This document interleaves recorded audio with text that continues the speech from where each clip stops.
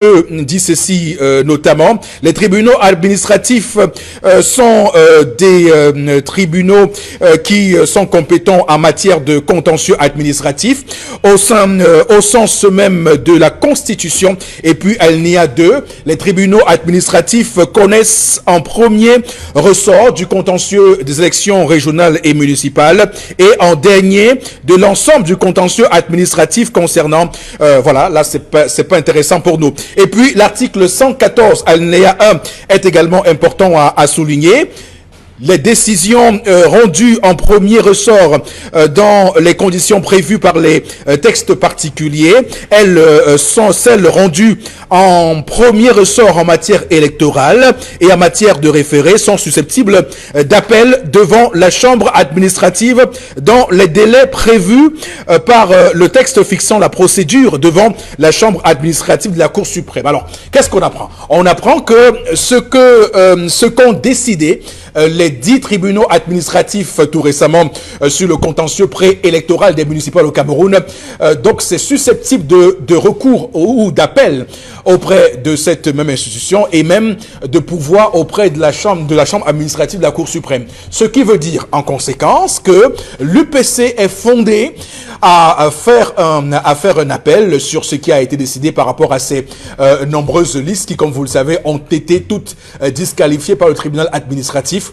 pour double liste. N'oubliez pas que l'UPC s'est réuni le week-end dernier, le 22 décembre dernier, à Boum-Niébel, au cours d'une réunion de son bureau du comité directeur, réunion au cours de laquelle des résolutions ont été prises, notamment celle de suspendre sa participation au double scrutin prochain si rien n'est fait pour réhabiliter les listes de l'UPC, mais également la demande de démission ou bien la demande de démission du ministre de l'administration territoriale pour la Tangandji. Et enfin, l'UPC a décidé de ce que le chef de l'État devait voir clair dans ce qui se passe actuellement, parce que ce n'est pas normal ce qui se passe, parce qu'il y a une crise sociopolitique qui pourrait naître de ces bisbilles au sein de l'UPC. Alors qu'est-ce qu'on comprend? Ce qu'on comprend, c'est que les Camerounais devraient s'intéresser à ce qui se passe au Cameroun, parce qu'on voit très bien qu'il y a à la base de l'UPC de nombreux Camerounais qui nourrissent beaucoup de frustration et qui sont prêts justement à agir. Et l'État du Cameroun est aujourd'hui, et l'ECAM avec, est aujourd'hui interpellé à mettre, on va dire, un terme à ce qui se passe, à ce bicéphalisme, à ces bisbilles au sein de l'UPC, pour que le Cameroun connaisse un climat politique beaucoup plus calme. Et si on met en relief ce qui se passe avec le MRC et le CPP, on n'a pas à penser à Guillaume Soro, on n'a pas à penser à Ouattara, parce que le Cameroun en lui seul constitue un vrai souci pour les Camerounais. Mesdames, Messieurs, donc voilà le cadre fixé ce matin pour qu'on se comprenne très bien. Alors, comme chaque matin, le plateau va évidemment, comme chaque matin, s'atteler à dérouler, à décrypter tous les sujets majeurs de l'actualité débattue ici et là. Monsieur Bachou Chalamel est avec nous comme chaque matin. Bonjour et bienvenue. Bonjour à vous. Bonne fête à ceux qui célèbrent cette fête des occidentalisés. C'est dur dans les marchés, mais c'est encore dur pour les patrons camerounais. Le président du JICAM, Célestin Tawamba, lors d'une déclaration récente, a dit « Le moral des patrons camerounais est en berne. Ils souffrent de ne pas pouvoir rencontrer le chef de l'État afin de lui présenter l'ensemble de leurs problèmes. Ils ont peur pour 2020. Ils ont peur que de nombreuses entreprises font encore faillite. Pourquoi ne pas résoudre la crise sécuritaire? Pourquoi ne pas alléger la fiscalité un tant soit peu? Dans tous les cas, le patron des Camerounais, le président du JICAM pleure. Et ce n'est pas bon signe pour un pays qui se veut prospère. D'ailleurs, on a tous lu ces propos du président du JICAM, Célestin Tawamba, qui estimait et qui disait clairement ne pas être en capacité de rencontrer le président Paul Biya. Donc il s'offusquait de ce qu'il ne lui soit pas possible de rencontrer le président Paul Biya. Et les commentaires qui ont suivi ces propos m'ont semblé un tout petit peu hors de contexte, puisqu'il y en a qui sont amusés à dire que le président Paul Biya ne reçoit pas n'importe qui et que pour le recevoir, il faut avoir un certain niveau. Bon, moi je pose la question, si on est président du JICAM et qu'on est dans l'incapacité de rencontrer le président Paul Biya, qui donc doit le rencontrer? Et c'est justement ça que nous, chaque jour sur ce plateau, nous nous insurgeons contre ça, contre cette façon de voir le pouvoir au Cameroun, qui veut que l'on ait un président qui soit dans une logique de rester à étudier. Et pourtant, lorsqu'il y a un fait, on voit ailleurs comment les présidents sont sur le terrain, comment les présidents rencontrent tout le monde, les syndicats, pour savoir comment le pays marche et trouver des solutions tous ensemble. Donc cette manière de voir le pouvoir au Cameroun a désormais contaminé les Camerounais, qui estiment que rencontrer le président Paul Biya est un privilège et que pour ce privilège-là, il ne peut pas, lui, M. Tawamba, dire ce qu'il a dit, malheureusement. Et on comprend pourquoi le pays est autant en crise économique. Également sur le plateau ce matin, Karine Sontia, bonjour et bienvenue. Bonjour Eric Fopoussi et bonjour aux téléspectateurs. Également sur le plateau ce matin, Bombok Bengan est avec nous, comme chaque matin. Bonjour et bienvenue. Bonjour Monsieur Fopoussi Negou, bonjour à vous chers téléspectateurs. Deux choses ce matin. D'abord sur les propos de nos compatriotes qui pensent que c'est un privilège. C'est pas un privilège pour un chef de l'État de rencontrer les créateurs des richesses. C'est même un devoir. C'est un devoir d'un chef de l'État. Et un chef de l'État qui ne le fait pas a failli à son devoir. Nous devons le faire. Vous avez vu Jacques Chirac, il négocie les contrats en Suisse pour les Airbus. Dans tous ces avions, il voyage avec les opérateurs économiques. Encore, c'est un étranger qui l'a rappelé au président Biya lui-même. C'était lors du forum Investir au Cameroun. C'était Tony Elumelu. Il lui a dit, Excellence, nous voulons faire des affaires au Cameroun avec nos frères camerounais. Donnez-nous l'opportunité. Ailleurs, on appelle le président en ligne directe. Deuxième chose, à votre suite, M. Fopoussi Negou, ce qui se passe au Cameroun aujourd'hui, le CPP l'a déclaré hier, le MRC ensuite aujourd'hui, l'UPC, et je pense que c'est le goutte d'eau qui risque de faire déborder le vase.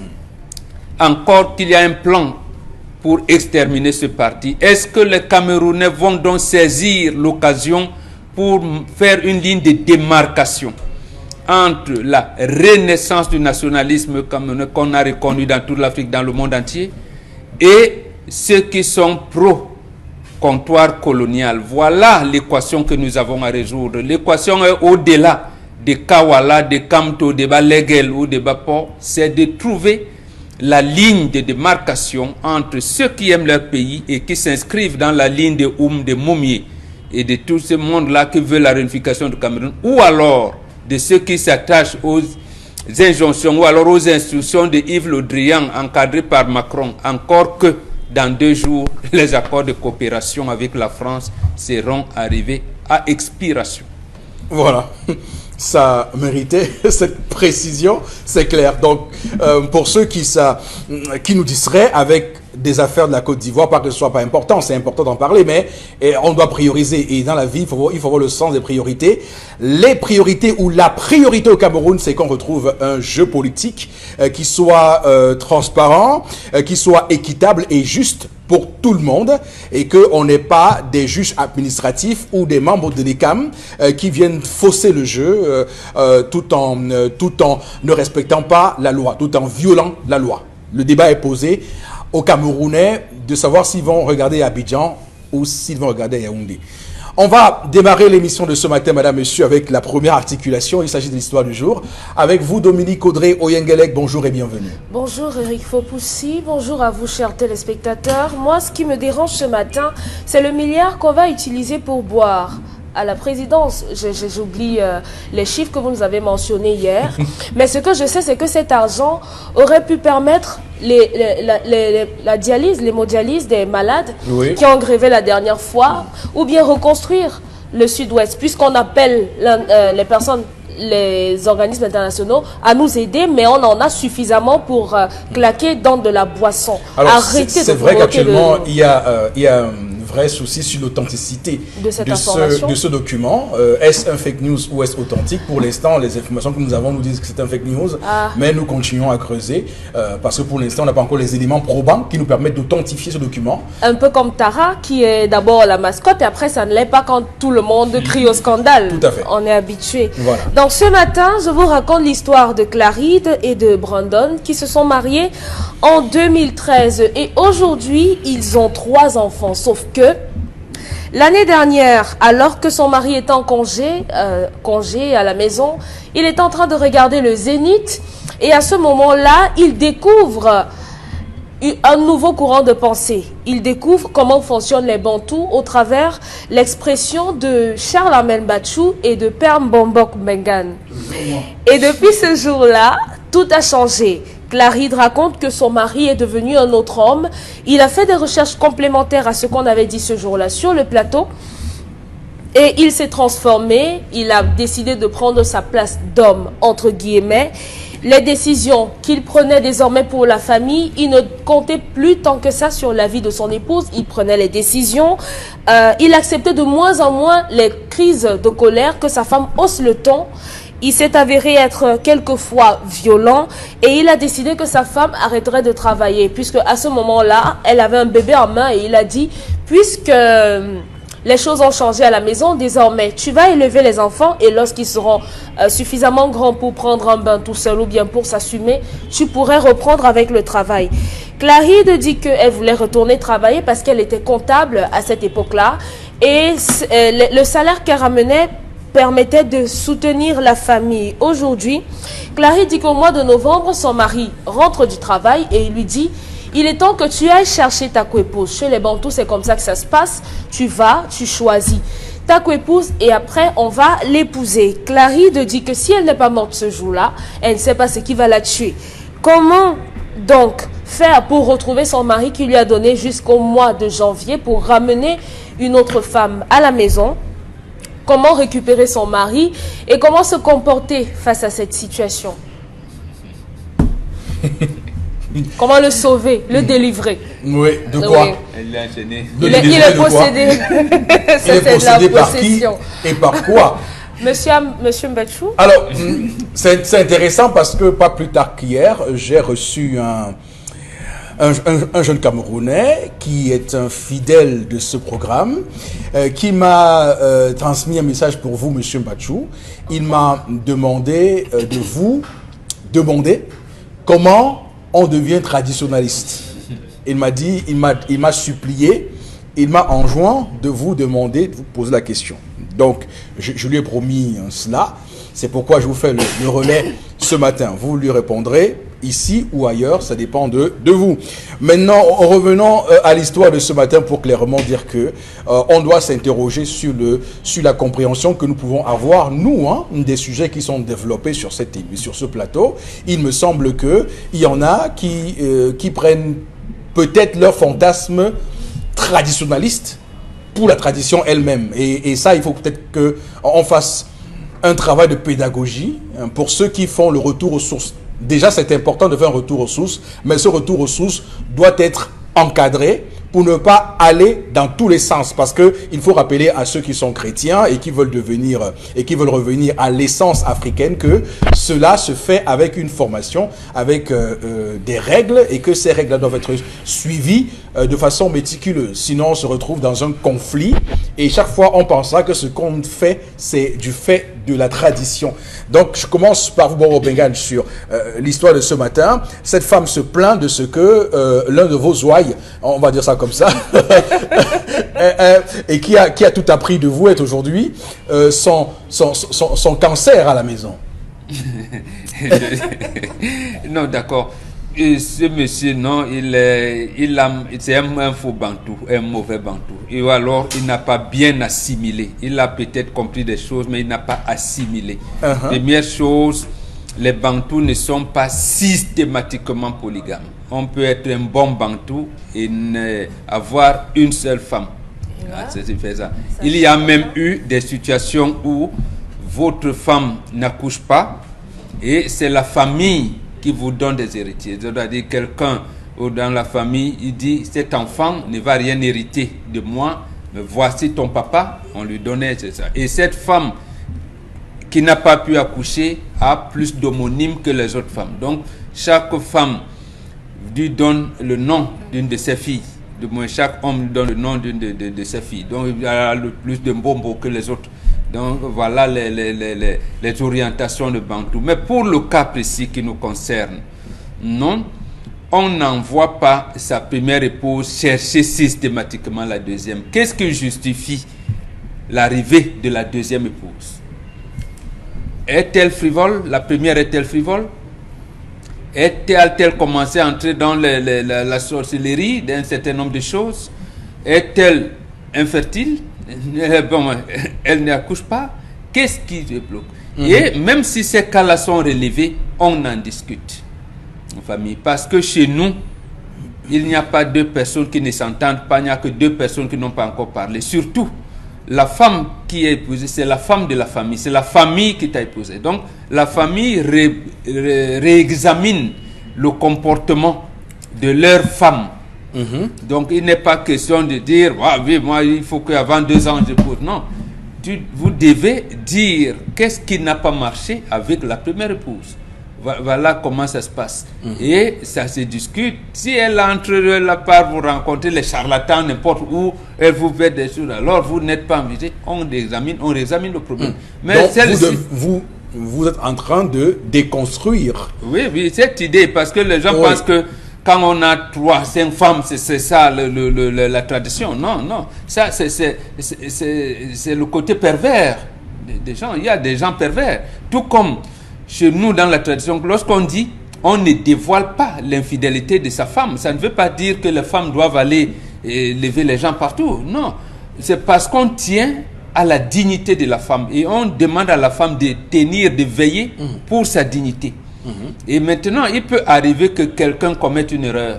Lorsque votre femme commet une erreur d'infidélité, ce n'est pas vous, l'homme, qui dites j'ai attrapé ma femme avec tel. Non, ça ne se fait pas. Ça ne se fait pas. Mais bon, les gens vont comprendre comme si on demandait aux femmes, on donnait blesser nos femmes en disant d'aller. C'est justement ça le discours traditionnel qui est un discours très subtil, voilà. Qui est un discours qui est emprunt de la théorie de la complexité. Voilà, parce que c'est ça, justement, l'Afrique, c'est la complexité. C'est la théorie de la complexité, effectivement. Parce que, évidemment, il s'appuie sur le fait qu'il y a eu 2-3 paroles sur ce plateau pour dire que sa femme ne travaille plus. Ce qui est tout à fait, terrible. Sa femme doit continuer à travailler et en plus, elle lui fait des enfants. Et je pense que tous ces enfants-là, même si ce sont ses frères, qu'il n'a jamais soupçonné sa femme d'entretenir des relations avec ses frères ou ainsi de suite, ou ses collègues de service, ça veut dire que au moins intérieurement, il sait que ce sont ses enfants. Donc, il y a tout pour être stable. Il y a tout pour être stable. Maintenant, s'il a une volonté d'avoir des épouses, il s'explique. On s'explique. Ce qu'on n'explique pas, c'est peut-être que vous avez comme une erreur, comme pour la femme, et vous arrivez d'avoir un enfant. On n'en parle pas. D'accord. On n'en parle pas, mais on entretient cet enfant parce que c'est pour ça que le terme bâtard, on ne le connaît pas. Parce que quand vous avez enceinté une femme, vous devez en assumer la responsabilité. Et surtout dire à la famille là-bas, à cette famille-là, non, je ne vais pas épouser votre fille, mais l'enfant, c'est le mien. Et on l'entretient, il y a plein il est également devenu violent. Voilà, et là aussi, on ne tape pas. Vous êtes violent, comment? On tape sa femme dans la chambre. Donc on tape. Oui, mais dans la chambre, au point où même les enfants ne doivent pas savoir. Taper, c'est taper. Les étrangers ne doivent pas savoir. Maintenant, et la violence est justifiée aussi. On ne rentre pas à la maison, puisque c'est elle qui est la ministre de l'Intérieur. Elle vous donne à manger, elle vous accompagne faire pipi, elle. Donc, on doit donc chérir son épouse. Quand il lui arrive de commettre un certain nombre des écarts de conduite dans la maison, on redresse la femme. Redresser, je dis bien redresse la femme, puisque à l'intérieur, c'est l'homme qui donne les instructions, le code intérieur, comment j'appelle, le règlement intérieur, et la femme applique. Lorsqu'elle sort de ses règlements intérieurs, elle doit se justifier. Quand elle ne se justifie pas, vous la reprenez 1, 2, 3 fois, vous la menez dans la chambre, vous la corrigez. Et elle doit sortir en souriant. C'est le bébé. Donc, en souriant, oui, elle doit sortir en souriant. Voilà. Donc même ça ne vous amène pas à avoir systématiquement une deuxième femme, non. Tout à fait. Alors, Chalamel, où est-ce que cet homme a fauté? Commençons par dire aujourd'hui que c'est le tribunal de Mbombo et de moi.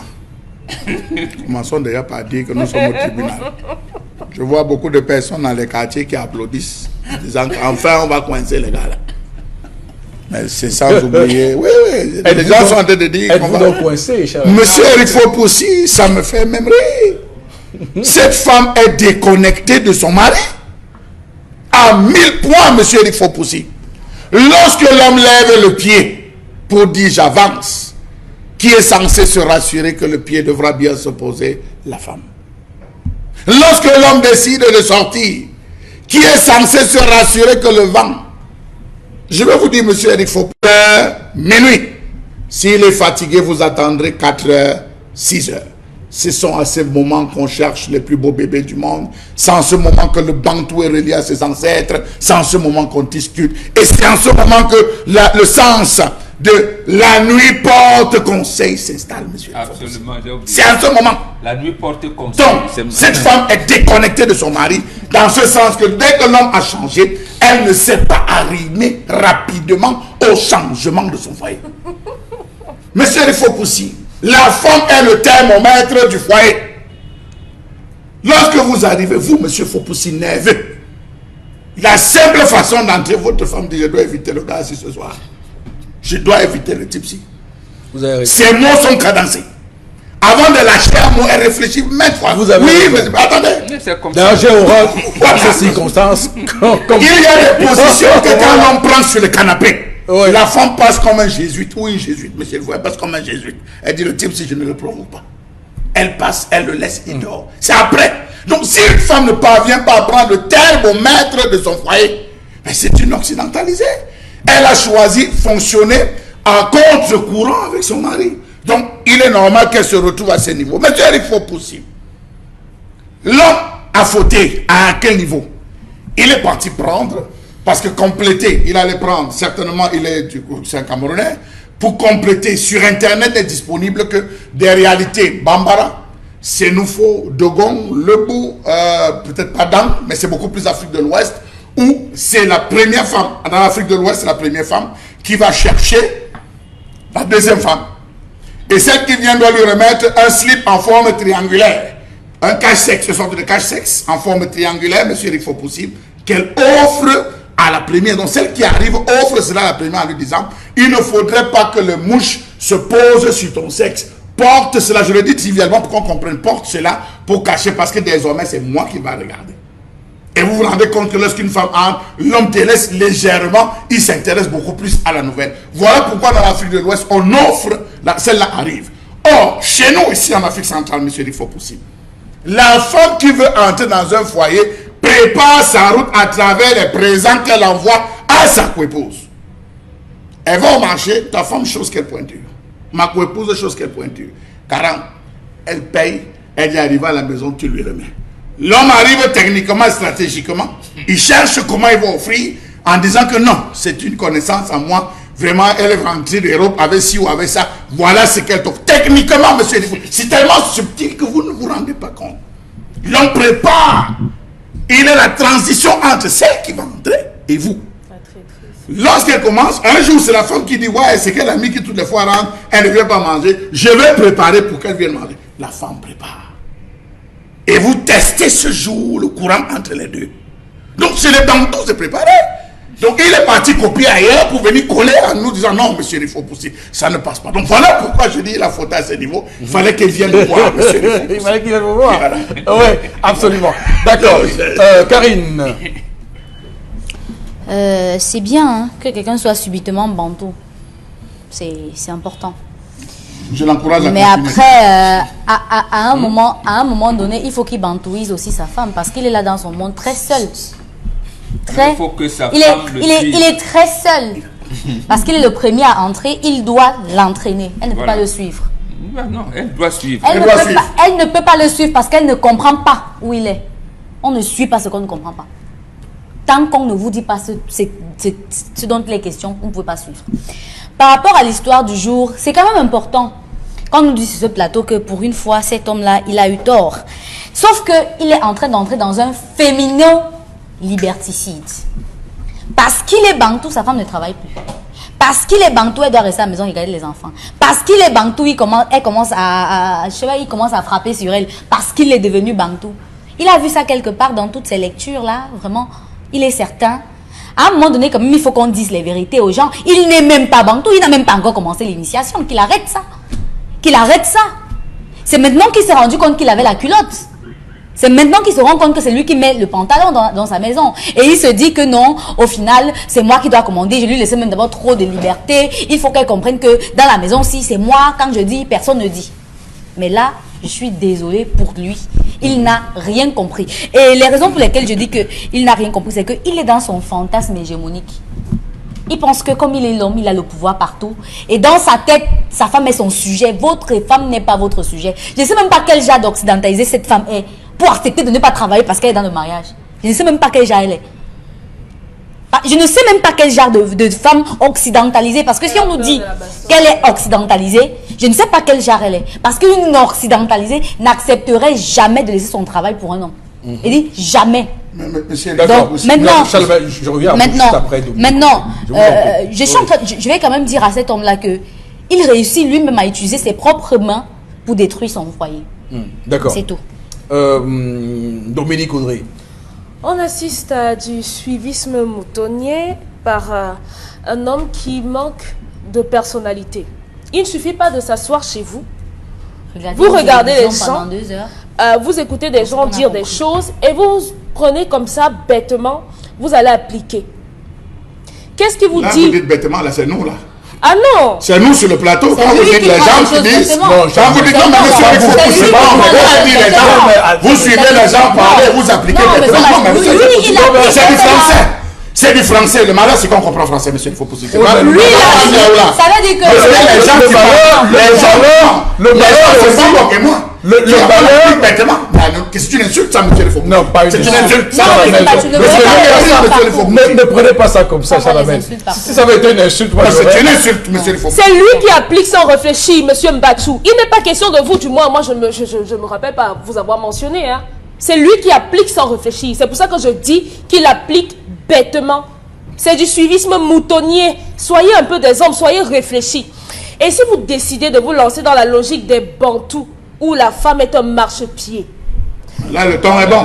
Arrêtez. Là, ce temps est bon. Vous n'arrêtez pas, monsieur le La femme n'a jamais été marchepied chez les bantous, madame. Justement, c'est vous, justement, qui rejoignez. Alors, chez les occidentalisés, c'est comme ça. On va pas y arriver si on continue comme ça. Non, mais elle va terminer ensuite. Non, je ne vais pas elle est donc dans Karine. Elle fait le fantasme. Nous, on dit comment la femme se comporte, on dit que elle est en disant.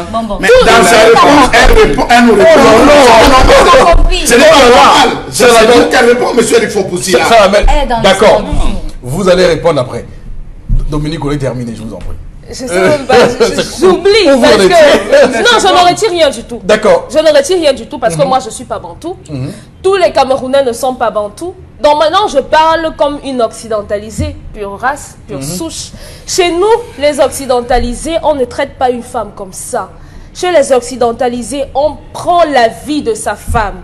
Chez les occidentalisés, on assujettit pas la femme parce que soi-disant, on est un homme. Être un homme, c'est avoir des... Être un homme... Dominique, j'aimerais vous donner un chiffre, si vous voulez, si vous me permettez. Lequel? Oui. Chaque année en France, c'est de là-bas que vous copiez l'Occident. Chaque année en France, 14% des femmes meurent sous les coups de leur mari. Bon, puisqu'on est... Pas d'un homme, de leur mari. Pas d'un homme, parce qu'un homme, c'est autre chose. De leur mari. De leur mari. Ok. Ce qui fait que... Non. Quand vous dites que c'est une exclusivité, que c'est pas une exclusivité... Parce que, donc, vous voulez donc nous dire que parce que en France, on tape les femmes, on doit aussi vous avez dit qu'un occidentalisé ne tape pas sa femme. Je vous dis donc que... Non, je ne me rappelle pas. Sauf Oui, que je vous l'ai dit. avez dit en Occident, on écoute. Et Charles Il Hamel, explique que dans nos sociétés, Bantou l'avez ne dit. frappe pas sur la femme. Non. Charles Hamel Explique vient pas. de vous rappeler, Dominique, chez nous, l'expression la nuit porte conseil, ça vient de chez nous les Bantous. Il faut dire ça à ce monsieur-là. C'est nous parce qu'on l'écoute, on écoute la femme. La nuit porte conseil. Ben, lui, il ne le fait pas. Donc Ah, maintenant, puisque donc, ne dites donc pas, ce n'est pas ici, l'expression occidentale. on m'a dit ici que quand on donne l'histoire, on doit s'en tenir à ça. Donc si je m'en tiens à l'histoire, c'est un homme c'est un homme, Un occidentalisé. un occidentalisé. Oui. Non, c'est un bantou. Non, il Non, est non. occidentalisé. Il veut se bantouiser et nous avons dit comment il l'a fait. Il applique ce qu'il entend tous les jours ici. Non. C'est tout, puisqu'on Il nous a comprend déjà mal- dit il ici comprend mal ce que qu'il entend tous les jours ici. en principe, la Voilà femme doit ce qui se accompagner passe. son mari Voilà au ce qui se portail. passe quand on enseigne des choses. La Il faut femme- aussi s'ouvrir que parfois les gens ne la- comprennent pas comment on dit. La femme doit enlever les chaussures sur les pieds de son mari, c'est ça être bantou. Et maintenant, La preuve, vous-même, vous ne comprenez pas. finalement, Non, lui, il n'a pas compris. moi, je Et il a prends- mal appliqué. Vous non plus. C'est lui le mari. Bon, finalement, c'est moi qui parle ou quoi? Oui. Non, mais vous laissez les gens vous interrompre. Continuez. Non, mais la voix va monter. Continuez La voix va de monter la voix. Mais, ah, ok. Prenez le pouvoir. Denis Caudray. Merci de nous rejoindre. Prenez le pouvoir. Donc, ce Ok. que je dis, c'est que cet homme et beaucoup d'autres devraient arrêter de prendre pour évangile certaines choses qu'on dit. Arrêtez, vous allez détruire de nombreuses années de vie commune avec votre femme parce que vous laissez tromper, vous laissez berner par la polygamie, le nombre d'enfants, le pouvoir de l'homme et tout ça. Ça ne sert à rien. L'homme n'a de pouvoir que si la femme est là.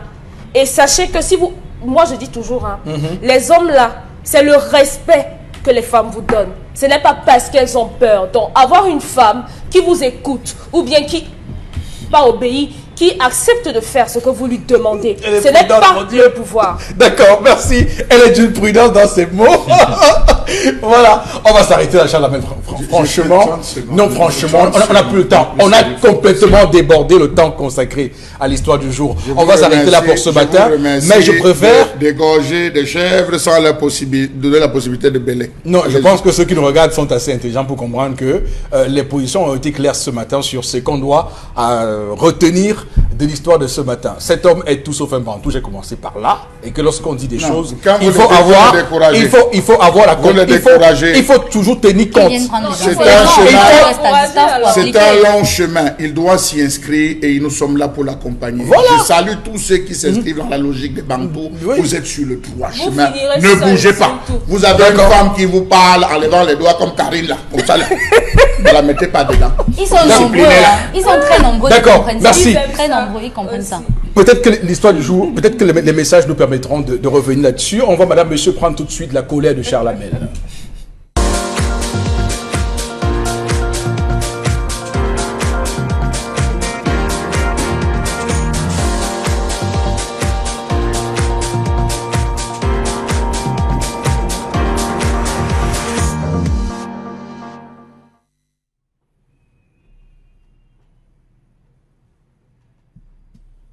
Je m'interroge ce jour sur la question du poids de la dette dans ce pays.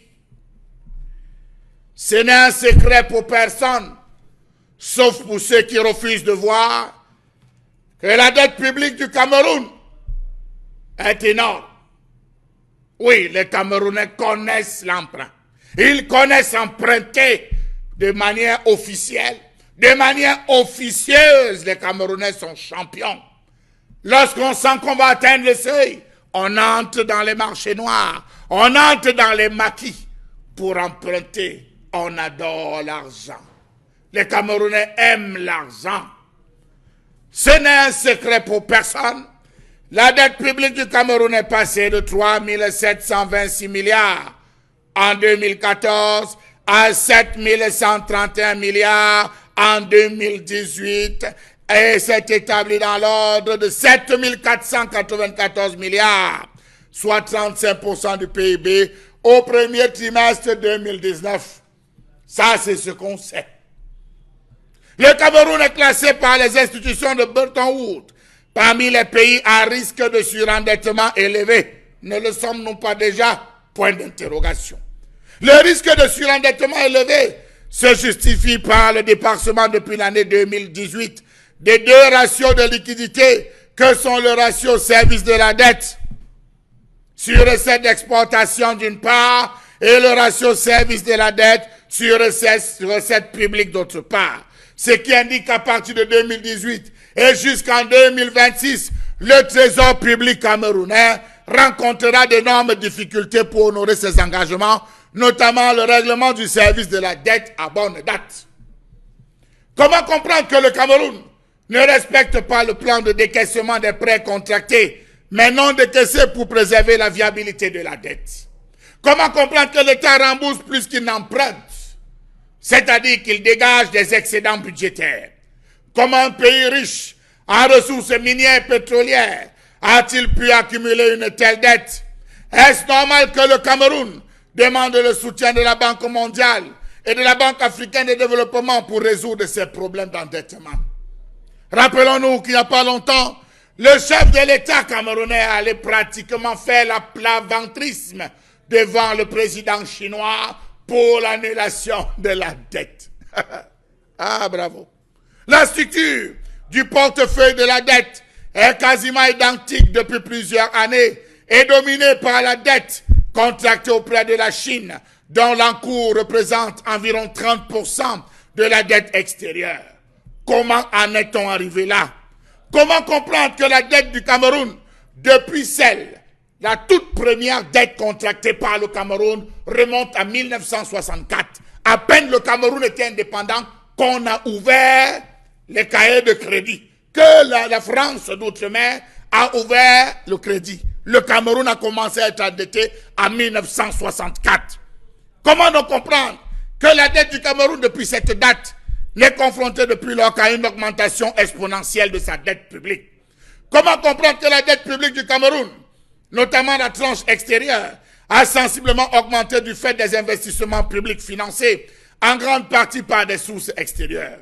La dette publique des pays du Sud, parmi lesquels le Cameroun a parmi ses préoccupations sa hausse spectaculaire en l'espace de 2 décennies, tout autant que les parallèles adressés avec la situation pré-crise de la dette du tiers-monde des années 1980, pris du volume. Comment comprendre qu'au lieu d'apurer, d'alléger, chaque année, on augmente un peu plus? Comment comprendre qu'ils n'ont pas encore compris qu'on ne s'endette que si et seulement si les retours sur investissement peuvent permettre de rembourser le capital emprunté ainsi que le paiement des intérêts irrélatifs?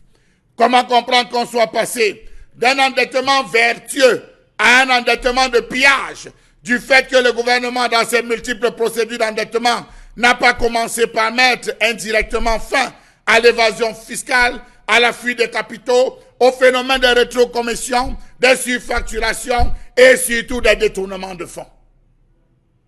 Comment comprendre cet endettement croissant?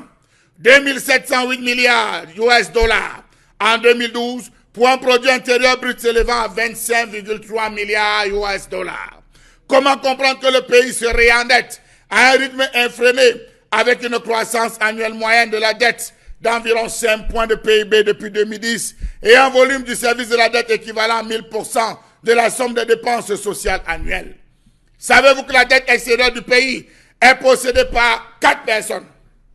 La Banque mondiale, le Club de Paris, des créanciers privés et aussi des usuriers. Employons la bonne expression, des usuriers. Ils sont tapis, permettez même l'expression des mercenaires, ils sont tapis dans l'ombre avec du pactole, prêts à déposer à qui en a besoin. Rappelons-nous qu'en mai 2019, selon le FMI, parmi les pays à faible revenu, 7 étaient en situation de surendettement et 24 en position de l'être, soit 37% d'entre eux. Preuve de l'incapacité de l'institution financière internationale à répondre efficacement et durablement au surendettement. Le Cameroun emprunte. Exemple, une dette de 75 milliards de francs CFA a été contactée pour offrir aux étudiants camerounais 500 000 ordinateurs. Or, la création d'une usine locale d'assemblage d'ordinateurs aurait pu générer des emplois, contribuer à lutter contre le chômage des jeunes et surtout promouvoir le Made in Cameroun. Deuxième exemple, Une dette a été contractée pour financer les stades qui accueilleront la Coupe d'Afrique des Nations en 2019. Cependant, le Cameroun a été surpris de voir le pays importer des préfabriqués pour la construction de ces stades. Allez calculer, nous sommes à plus de 3 000 milliards empruntés pour une canne dont on n'a jamais vu, dont on ne verra peut-être jamais le ballon rond. Mais l'argent a été consommé, elle se retrouve dans les poches des individus, elle se retrouve l'ensemble des rêves des Camerounais, l'ensemble des projections des Camerounais dans des comptes bancaires soigneusement consultés. La dette publique désigne le financement des dépenses, mais hélas, c'est des dépenses en termes de voitures, de cigares, champagne. La preuve, on a 1 milliard à la présidence juste pour 4 jours, 24, 25, 31 premiers. Inch'Allah, mais restons prudents sur ce dernier sujet. Alors, non, mais je vous ai dit que pour l'instant, le document qui circule, on n'a pas pu, jusqu'à l'heure actuelle, l'authentifier. Voilà. Alors, c'est une question, ma foi, très importante pour que les Camerounais comprennent comment fonctionne l'économie. On est là clairement dans le registre de la macroéconomie, mais pour bien comprendre la question de la dette publique au Cameroun, il faudra qu'on le rapporte à nous autres tous les jours. Comment est-ce que nous finançons notre quotidien, comment est-ce que nous vivons au quotidien pour tenir nos charges. Donc, quand on aura compris comment nous fonctionnons, nous aurons compris comment l'État, au niveau plus grand, fonctionne. Alors, pourquoi on s'endette? Parce que normalement, les Camerounais doivent d'abord s'interroger pourquoi on s'endette. Et ça pose le problème de la dette vertueuse.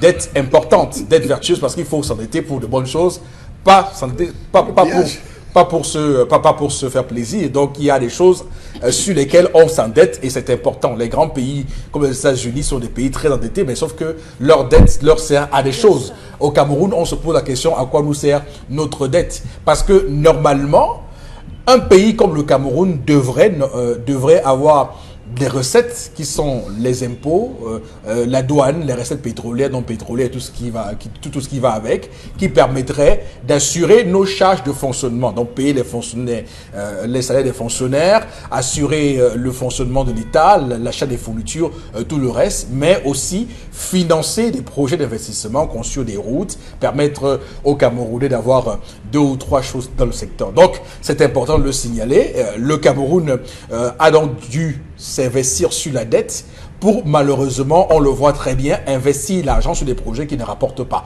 Donc, on peut aujourd'hui comprendre que un ouvrage comme le port en eau profonde de Kribi est un éléphant blanc qui ne rapporte pas encore l'argent au Cameroun. Donc, on s'est endetté pour rien. On continue à faire ce qu'on appelle le service de la dette, en réalité, qui est donc chaque année, il y a l'argent qu'on utilise pour rembourser la dette. Vous voyez, c'est assez grave et les intérêts que cela entraîne.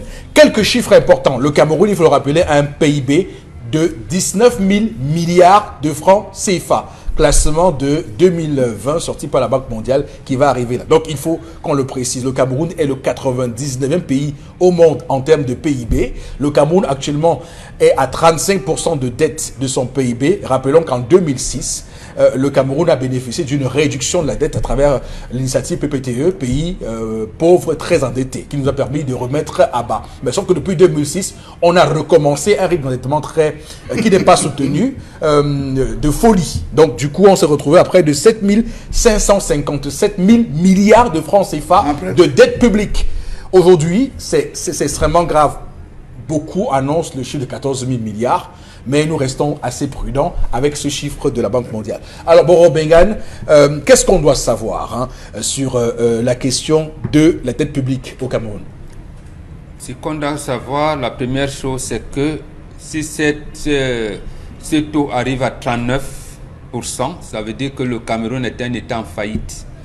Donc, branchez les chiffres comme vous voulez. Oui. Maintenant, je pense que le Cameroun ne s'est pas engagé à s'endetter pour se développer. On a contraint le Cameroun à la dette. Charles Hamel a parlé de 1964. À ce moment-là, le Cameroun est dans ce qu'on appelle le premier plan quinquennal. Et ce premier plan quinquennal est encadré par le Fonds d'investissement pour le développement économique et social des pays d'outre-mer. C'est un fonds que la France avait mis en place dès 1945. Et c'est ce fonds qui accordait les bourses au président Biya, à tout ce monde-là, qui allait avoir le bac et allait continuer les études en Europe.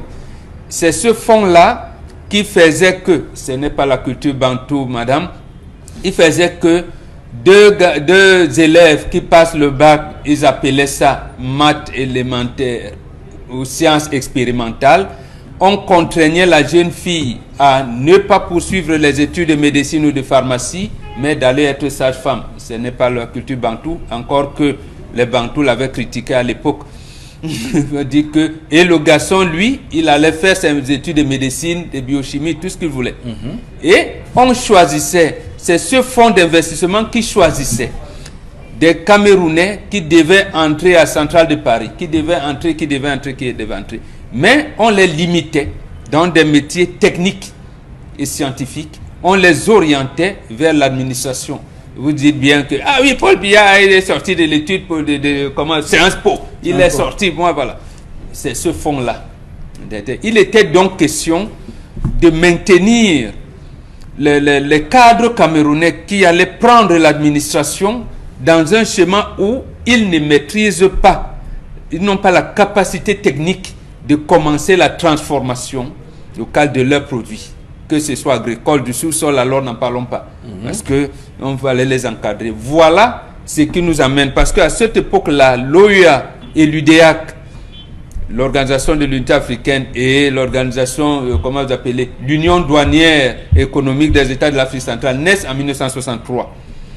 On nous engage donc dans une réforme fiscalo-douanière pour harmoniser. Ça aboutit 10 ans après, en 73-74. Mais même là, je cite même quelqu'un d'autre. Joseph Sack, il est décédé. Bernard Follon aussi. Mais davantage, un certain Ambroise Follon qui a dit à Paul Biya, à Idjo, l'UDEAC est bloqué.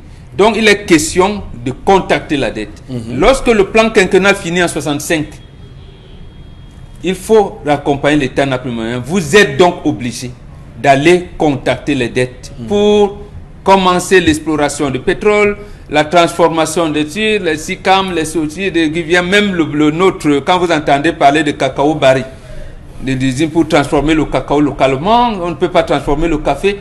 Il faudrait donc, le fonds d'investissement a pris fin, mais on vous accompagne, y compris dans la formation des officiers. Vous dites bien, quand on vous dit que Semengue est passé il est sorti de Saint-Cyr en 62, c'est ce fonds-là qui encadre, qui fait que les coopérants militaires, et même dans les lycées, vous verrez, les professeurs de mathématiques, de technologie, de sciences naturelles venaient de la mère patrie, comme on disait, et jusqu'en 1990. Donc, de 60 à 90, nous sommes encadrés par ce fonds-là qui nous contraint à faire des prêts d'argent, mais à orienter les investissements selon ce que la mère patrie en a besoin. Donc, Bombok peut être président de la République du Cameroun 0. Je contacte pour faire des routes, mais plus cet argent, je n'ai pas gardé en France. On ne me fait rien. D'accord, ok. Donc, Dominique Audrey, pour vous, cette dette publique au Cameroun est un problème? Un très gros problème, oui. Un problème surtout pour les générations à venir. Monsieur Fopoussi, on s'endette pour investir dans des projets porteurs. On s'endette pour se rapprocher des pays industrialisés, des nouveaux pays industrialisés. On s'endette pour construire des routes, des écoles, pour mettre les populations bien. On a mentionné les États-Unis, c'est vous, je crois. Vous avez mentionné les États-Unis qui s'endettent pour mettre leur pays à un certain niveau. Nous, au Cameroun, on s'est endetté pour acheter les ordinateurs. C'est Paul Biya, PBH quelque chose, qui n'ont pas fonctionné sur le long terme, alors qu'on aurait pu faire cet emprunt-là, construire une usine d'assemblage d'ordinateurs et favoriser les emplois et promouvoir le Made in Cameroun. Aujourd'hui, on se retrouve avec des dettes. pour des jeunes qui devront les payer. Si je reviens à ce que Père Momboka dit, le FMI avait déjà prévu qu'en 2019, le Cameroun atteindrait les 38% de PIB, et ce qui n'est pas bon. C'est une sorte de suicide économique pour nous autres. Malheureusement, ces dettes, on ne sait pas à quoi ça sert. On s'endette tous les jours. Tous les jours, on annonce des projets, rien n'est fait. On a mentionné les chantiers de la canne qui n'ont pas été livrés. Donc, les autorités gagneraient à faire ces emprunts-là et à les investir là où il faut. Parce que c'est un peu comme dans la vie courante. Vous faites un emprunt, un prêt, vous investissez, et lorsqu'il y a retour sur investissement, vous remboursez la dette. Vous ne prêtez pas l'argent pour que les gens volent, ou bien pour juste vous mettre bien. Donc, si on continue dans ce sens-là, jamais on ne pourra, parce qu'il y a aussi des intérêts. Oui. Malheureusement. Absolument. D'accord, on va s'arrêter là pour cette première partie de l'émission. Madame, Monsieur, on va terminer avec la colère de Charles Hamel de ce matin. Retenir que la dette publique au Cameroun est un problème. On a écouté les uns les autres. On se rend compte via la colère de Charles Hamel et les propos de Boro Bengan et de Dominique Audrey que c'est un véritable problème au Cameroun. Madame, Monsieur, restez avec nous. Dans un court instant, la deuxième partie de cette émission. Tout de suite lancé avec la revue des réseaux sociaux, Karine. Oui, premier sujet dans le cadre de la revue des réseaux sociaux ce matin. On s'intéresse d'abord à l'UPC. Ce matin, depuis le début de cette semaine, on parle de cette suspension pour le double scrutin et on parle de ces communiqués qui se succèdent mais qui se contredisent au final. Sur la toile, les internautes restent suspendus à une certaine possible décision finale. Alors, bon, Bengan, on va d'abord signaler que l'UPC, c'est l'âme immortelle du peuple camerounais. L'UPC, c'est tous les Camerounais. Les Camerounais se reconnaissent en l'UPC pour ceux qui sont nationalistes et qui souhaitent que ce pays revienne, du moins dans sa souveraineté totale aux Camerounais. Alors, qui a raison dans ce qui se passe là? Parce que on a reçu ce communiqué issu de cette réunion du comité directeur de l'UPC avec le vice-président Zoning qui agissait également en ce moment-là en présence de ce comité directeur et signé également de Balegelnkot qui est le secrétaire général de l'UPC, et nous savions que tout était en ordre de marche pour que l'UPC boycotte ces élections, mais sauf qu'il y a eu ce coup de tonnerre avec ce communiqué de la présidente de l'UPC, on va dire, j'ai appris qu'elle était suspendue parce qu'elle avait décidé d'engager l'UPC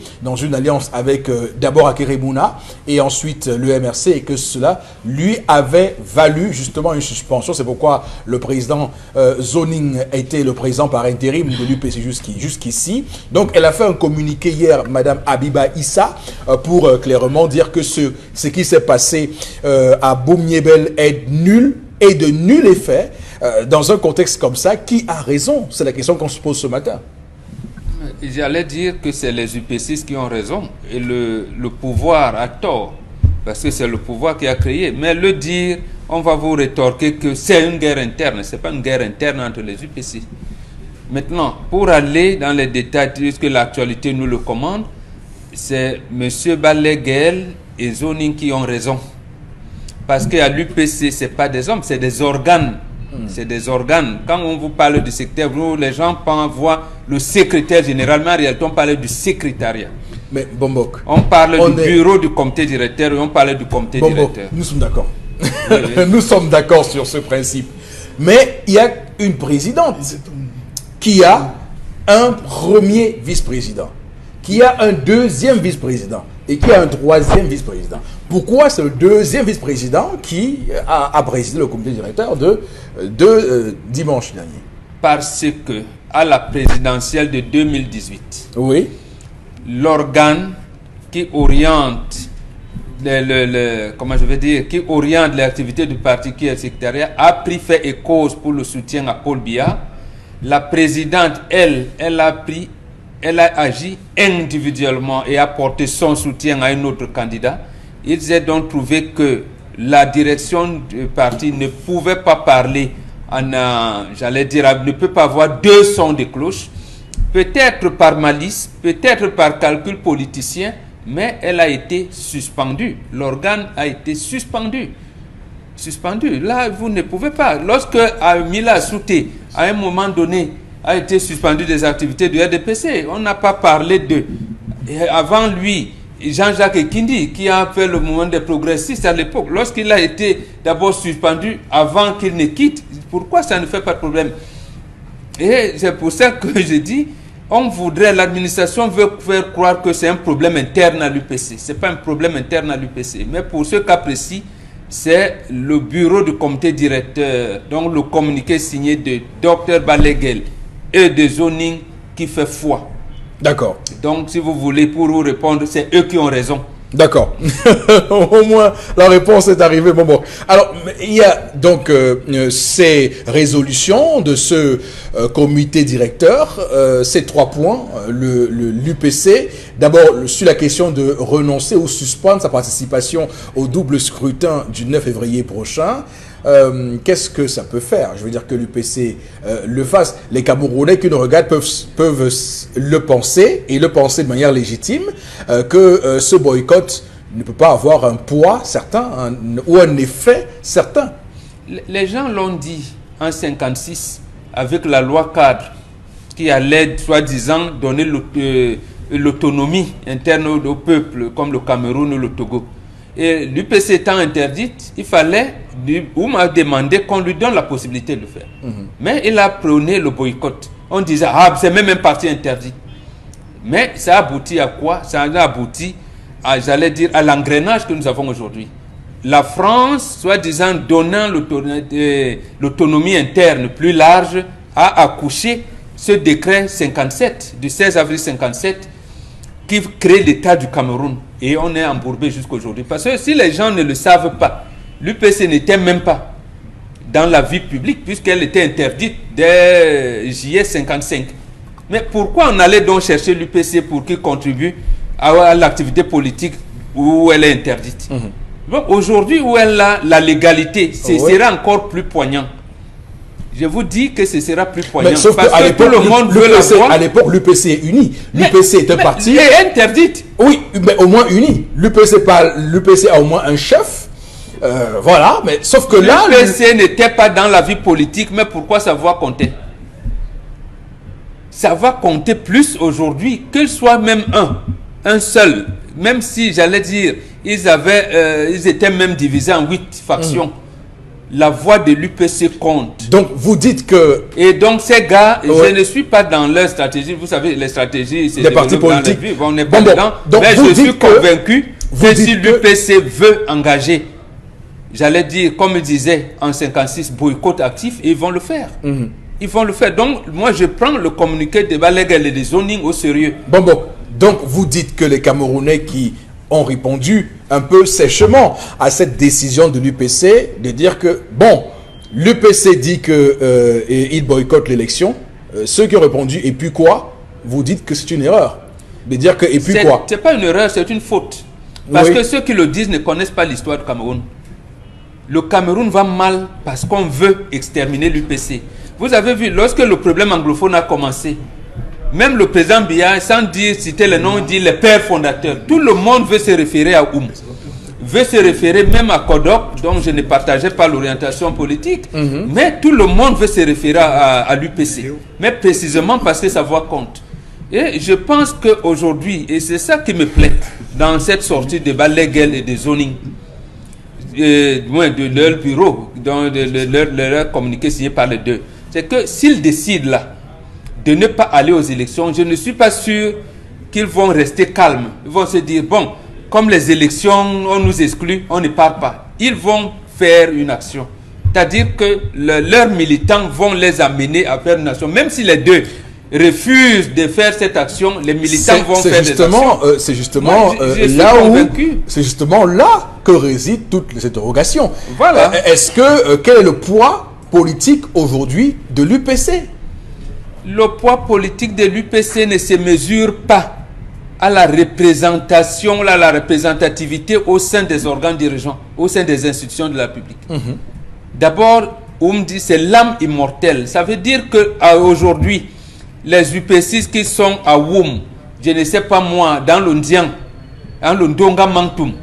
Parce qu'ils vont se dire, ah, notre parti est revenu. Donc, ils auront encore plus de vigueur dans leur activité. C'est cela la même chose avec ceux qui sont à Kayele, ou je ne sais pas, Messamena, ils auront la même hargne que ceux qui sont dans la Sanaga maritime, l'Union et Kélé. Donc, ils sont en mesure de faire des choses, j'allais dire, plus terribles que ce qu'on pense. Parce que s'ils vont mesurer, ah oui, ils n'ont que 3 députés, ils ont, je ne sais pas moi, une quinzaine de mairies, et ils ne représentent rien, ils font tout faux. Puisque en 56, ils n'étaient représentés nulle part.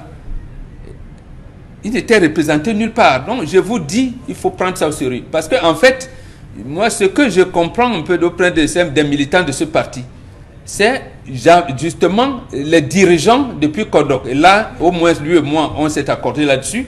Ils ont tout fait, que ce soit Kodok, Dika, Akwa, Rogbe, et les Balegel, et Bapo aujourd'hui, ils ont tout fait pour atténuer la ardeur, la hargne des militants qui veulent en découdre avec le pouvoir. Là, quand même, il faut le leur reconnaître et dire que effectivement, ça, c'est un parti qui veut la paix. Mais il peut arriver des situations où ces militants vont dire aux dirigeants, on ne vous obéit plus.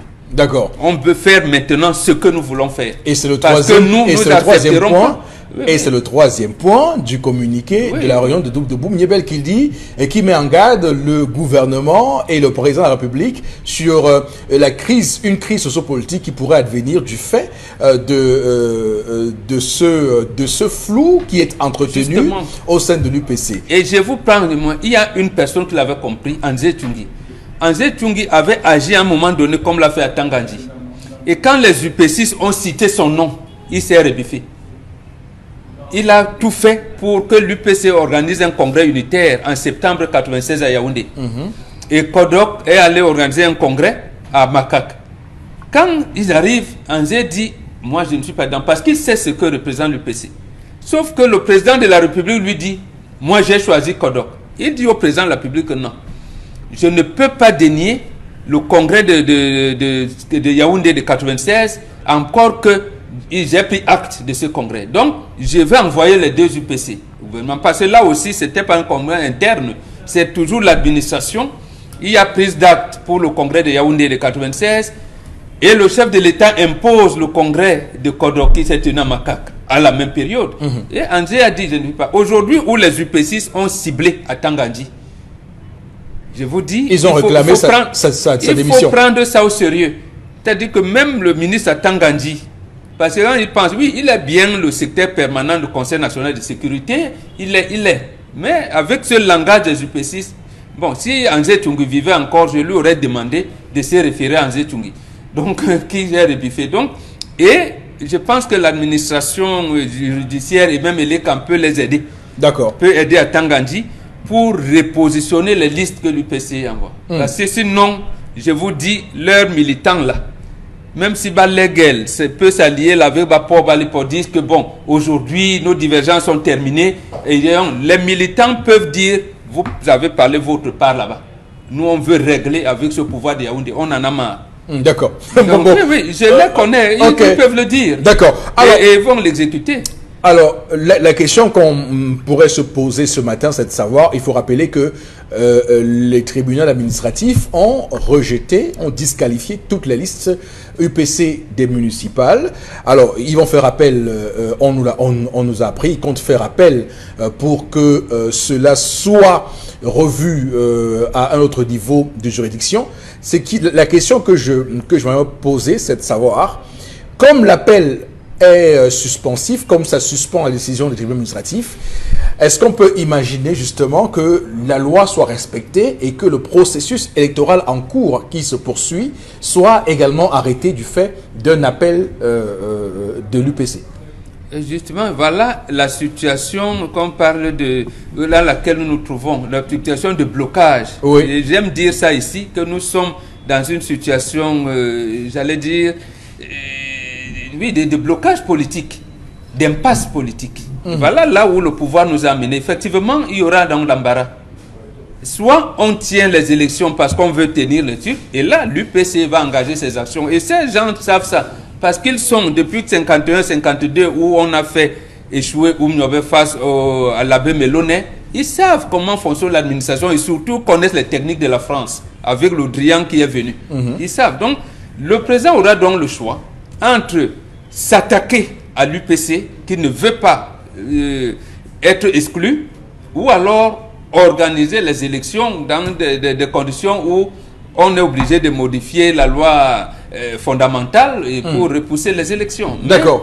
C'est très complexe quand même. Alors, Dominique Audrey, on a l'UPC aujourd'hui qui se met quand même, qui se dresse face au pouvoir de Yaoundé. Hier, nous avions le CPP de Kawala, le MRC de Maurice Kamto a également suivi. Nous avons désormais l'UPC, ça fait des partis politiques, ça fait des fronts politiques de boycott qui s'ouvrent face au pouvoir. Qu'est-ce que cela vous évoque? C'est une bonne chose. Moi, je vois ça une très bonne chose, même si j'estime que c'est venu un peu tardivement et que les raisons même pour lesquelles on voit ces partis politiques faire front, c'est...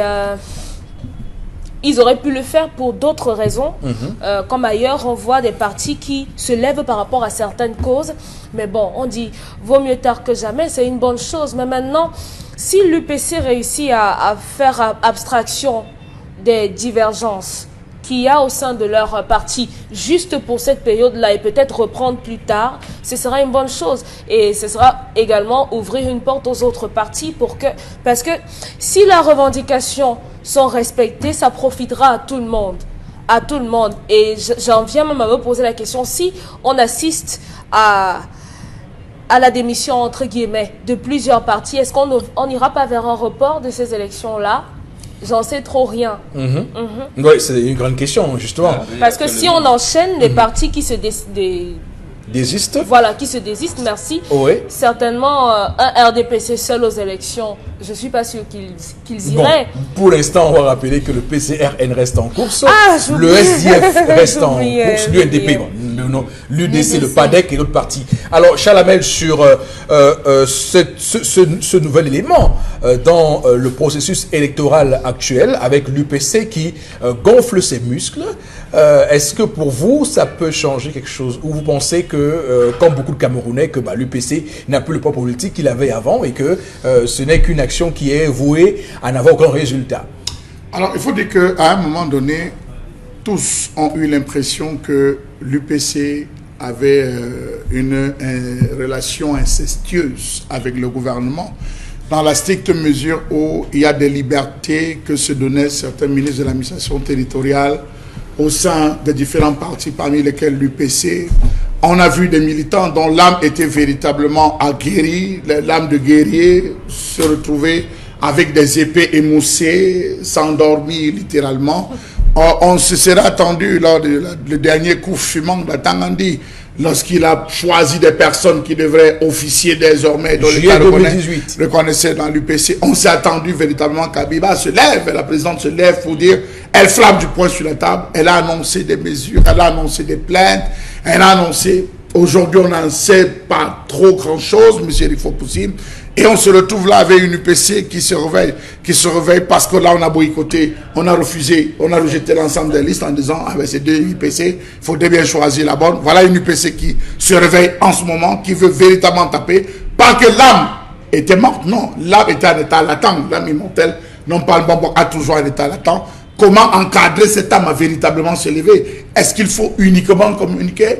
Parce que ce communiqué va être pris encore comme les mesures de juillet 2019, vous l'avez dit, vont être pris comme ça en disant, bon, est-ce que c'est un coup d'épée? Qu'est-ce que l'UPC? Parce que je pense que l'UPC a été un parti frondeur qui a toujours été sur le terrain dès sa naissance.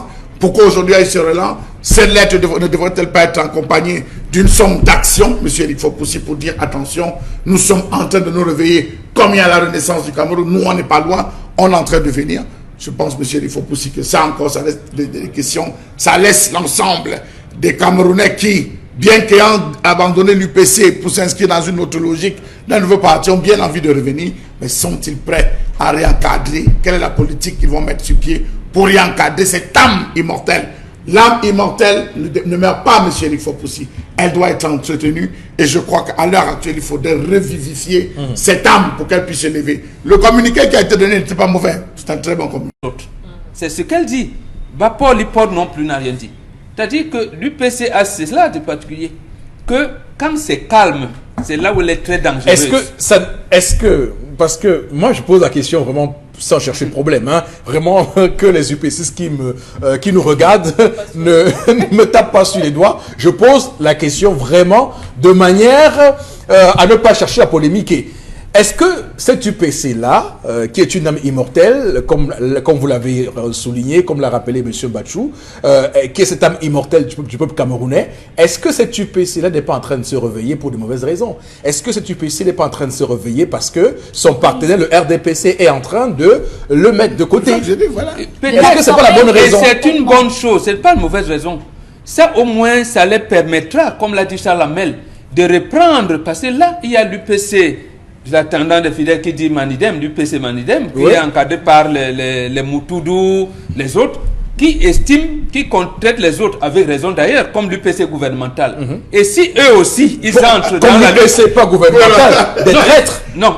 L'UPC de la traîtrise, ceux qui ont trahi les idéaux. Quand on a accusé de trahison, ne dites pas qu'ils sont trahis, parce que jusque-là encore, on va pas... Non, et pas de l'UPC des fidèles. Non, prenez ça comme vous Ils voulez. considèrent ceux-là comme ça. Mais prenez ça comme vous voulez. L'UPC des fidèles, pour avoir discuté avec Sona, l'UPC des fidèles considère que ceux-là ont trahi les idéaux portés par une c'est pas une insulte. Vous oubliez que c'est donc justement à partir de là que l'État se nourrit justement de ça. Mais n'oubliez pas aussi... Ce n'est pas avec ces tendances qu'ils sont en train de revenir.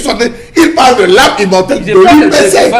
Mais n'oubliez pas aussi qu'il y a des tendances politiques actuelles qui sont en train de copier l'idéologie de l'UPC pour se présenter comme UPC actuel. Ils ne peuvent pas. Ils ne peuvent pas. Je vous dis, ça a été fait avec les sauts caméléndés comme à l'époque, non pas. Moi, je vous disais ceci. Que je suis convaincu. C'est ma question. Hein. Non, je suis sur votre question. Oui. J'ai dit c'est une bonne cause. Parce que cette cause-ci va créer un effet d'entraînement, je veux dire un effet de convergence avec cette UPC qui traitait les autres de traite pour utiliser le risque. Est-ce que le risque n'est pas que ceux qui vont suivre le mouvement ne soient pas cocufiés à nouveau? Parce qu'ils vont évidemment accompagner ça pour que justement, une fois que le parti se stabilise, que ce parti re-signe encore ses arrangements avec le RDPC. Ils discutent dans les états-majors d'une part, mais d'autre part, je vous ai dit, on ne sait pas ce que les militants pensent. Parce que les militants sont dans la logique que le pouvoir RDPC est dans l'impasse et sont en fin de régime. Pour les militants, ne soyez pas surpris que Bapor, Baliport, Balegel Code, Abiba Issa, je ne sais pas où, s'unissent et disent, allons, et que les militants disent, nous on va en guerre. Que l'alliance avec le RDPC est terminée. Est terminée, nous on va en guerre. Donc, à moi-même la vie, je pense qu'il y a des prémices. En toute chose, il y a des prémices, monsieur Eric Fopoussi. Lorsque vous parcourez la toile, c'est à peine si vous pouvez effleurer l'UPC. C'est à peine. Oui, ils ne sont pas dans vos choses. C'est grave. Non, c'est pas grave. Là, c'est grave. Pourquoi? L'UPC a cette technique, Charles Hamel. Réentrer ces choses. L'UPC, justement, c'est là où c'est dangereux. Autrement dit, l'UPC n'est pas partie de Facebook. Il n'est pas partie de Facebook. Il fallait être partie d'actualiser médiatiquement. Non, les réseaux sociaux, ils font exprès. Ils font exprès. Je vous dis, l'UPC a plus grand nombre d'informaticiens ici. Je vous cite d'abord un ancien secrétaire général qui s'appelle Lucas Basile. Ils ne sont que deux grands informaticiens au Cameroun. Il y a lui et le professeur Twente. Et ils ont des gars. Je vous dis, ils peuvent envahir la toile en 30 minutes.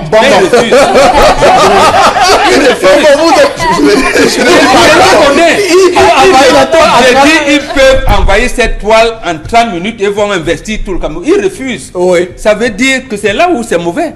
C'est mauvais pour le Cameroun. On comprend pourquoi le pouvoir a tout fait pour les avoir à côté d'eux. Je vous dis, comme ce parti a indexé à Tangandji, si André Tchung était encore vivant, je vous l'aurais demandé de poser la question. Puisque journaliste et reporter à l'époque, non, on ne vous raconte pas. Nous sommes allés, Bobi Okono est là, je le cite. Lorsque André Tchung se retrouve en 96, il a tenu des propos, il a injurié Kodon. On lui a dit, cher ami, on ne vous le pardonnera jamais. On l'a contesté ici parce qu'on considère que son ami Biya l'a mené dans une alliance trompeuse, mais on ne te permet pas. Et ce n'était pas laissé à ce niveau. Or, qui connaît André Tchungi à l'époque, il était obligé de se ranger. Donc, quand l'UPC cite les noms des gens, ça devient dangereux. Et c'est même un problème qu'ils n'envahissent pas les réseaux sociaux. Si vous les attendez dans Facebook, dans tout, vous ne les verrez pas. C'est là où c'est dangereux. Le drame, c'est que lorsque même... Je pense que les renseignements généraux... Lorsque l'UPC même, en elle-même, est attaquée parfois par voie des réseaux sociaux, où des propos sont tenus, où des images, même experts comme ceux des derniers congrès, sont postés, on ne voit même pas... Ça leur fait ni chaud ni froid. Ça leur fait ni chaud ni froid. Mais ce silence, attention, c'est vrai que le silence est la seule arme qui ne te trahira jamais, mais à un moment donné, ce silence se joue contre vous parce que les véritables guerres, les véritables batailles aujourd'hui sont sur les réseaux sociaux. Les administrations suivent, mais permettez-moi, les administrations suivent de près tout ce qui est dit. Vous avez vu la mascotte, il n'y a pas que les médias, mais les réseaux sociaux, les commentaires, les suivis, les followers, c'est tout. Ils ont suivi, on dit attention, c'est grave. On a vu plusieurs décisions basculer. Mais sauf que, est-ce que c'est efficace alors? L'UPC ne se trompe pas de combat. La preuve Tara. C'est efficace. Non, l'UPC ne se trompe pas de combat, n'est pas dans le même chemin. L'UPC a identifié son ennemi, qui est l'administration publique. Et à ce niveau, il y a eu cette divergence parce que il y a un groupe qui estime que ce n'est pas l'administration. Donc le groupe de Kodor estime qu'on peut collaborer avec l'administration. Oui. Les autres camarades sont restés. Mais vous n'avez jamais vu dans les réseaux sociaux que Hogben Monti est descendu. Kodor, ils n'en parlent pas. Ils n'en parlent pas. Ils ont leur structure. Et je pense que c'est là où les renseignements généraux travaillent. Leur problème, c'est quand ils vont, comme là maintenant, ils ont ciblé. Si leur convergence, c'est que l'ennemi commun, c'est le pouvoir de Yaoundé. Vous allez voir, même Bapor, je le répète, Abiba peut rester là avec Bapor, Balegel, Zoni, et les militants agissent. Même sur les plateaux télé, c'est la même stratégie. On ne sent pas sur les plateaux télé, la médiatisation, oui. Non, ce n'est pas leur problème. Ils ont dit, même Abiba, que ce soit Abiba ou Balegel, Zoni, ils ont dit, on avisera. Ils ont dit qu'ils aviseraient, puisqu'ils ont demandé un certain nombre de choses au président de la République d'une part, à Elekam d'autre part. D'abord, Elekam vient mentir qu'il y a les listes, doubles listes partout. Ils ont donc demandé à Elekam de rectifier elle-même ce mensonge-là. D'accord. Bon. Alors, moi, je voudrais quand même rappeler que, d'ailleurs, c'est un débat important parce que les Camerounais n'ont pas connu, du moins les plus jeunes, n'ont pas connu l'UPC dans sa phase de contestation. Beaucoup n'ont connu l'UPC que dans sa collaboration avec le RDPC. Et donc, aujourd'hui, on ne peut pas présager de ce que pourrait être une phase d'opposition entre l'UPC et le RDPC. Pour l'instant, c'est une inconnue. Et absolument. Parce que c'est une inconnue, on doit faire attention. D'ailleurs, je rappelle que, pour vous dire que c'est très efficace, quand je lis les résolutions de cette affaire, l'UPC exige le départ du gouvernement du ministre Paul Atanga-Diop pour avoir causé la controverse au sein du parti. Je veux quand même dire que les partis politiques au Cameroun qui peuvent parler comme ça, c'est quand même assez rare. Il dit... L'UPC renonce à participer aux élections du 9 février 2020 si ces listes justement écartées de la compétition ne sont pas rétablies. On verra d'ici le 9 février si les listes sont rétablies ou pas. Sur le plan juridique, c'est possible parce qu'ils vont faire un recours. Ils vont faire ce qu'on appelle un appel de ce qui a été fait. Et le troisième point qui est pour moi le plus important, ils disent l'UPC tient le président de la République et le gouvernement pour responsable de la crise sociopolitique qui pourrait survenir avec ces mesures qui visent la disparition de l'UPC. Le MRC l'a dit, le SDF l'a dit, le MRC l'a dit. Ce que je veux dire, c'est que depuis au moins 90, on a vu d'autres partis politiques rentrer à l'opposition. La dernière fois où l'UPC a été à l'opposition, c'était lors de 92, avec le SDF et l'Union pour le changement, où l'UPC était en alliance avec le SDF pour Fondi. Mais depuis lors, on n'a plus vu l'UPC vent debout, uni, face au RDPC. Donc c'est une inconnue. Rappelez-vous de l'action posée par Célestin Bédigui, président du PAL, qui le matin était avec les contestataires, le matin était parmi ceux qui disaient que Paul Biya a tué ce pays, et le soir était celui qui était reçu à la présidence de la République. Donc vous parlez d'une UPC unie, je ne doute pas. Je ne doute pas, je vous suis. Il parlait de l'inconnu. Non, oui, il parle de l'inconnu.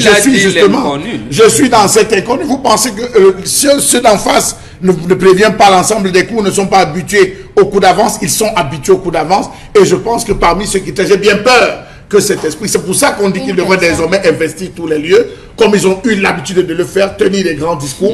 On a aujourd'hui les médias, on a aujourd'hui les réseaux sociaux où les gens peuvent s'exprimer. Le langage, rappelez-vous, rappelez-vous, monsieur Eric Fofoussi.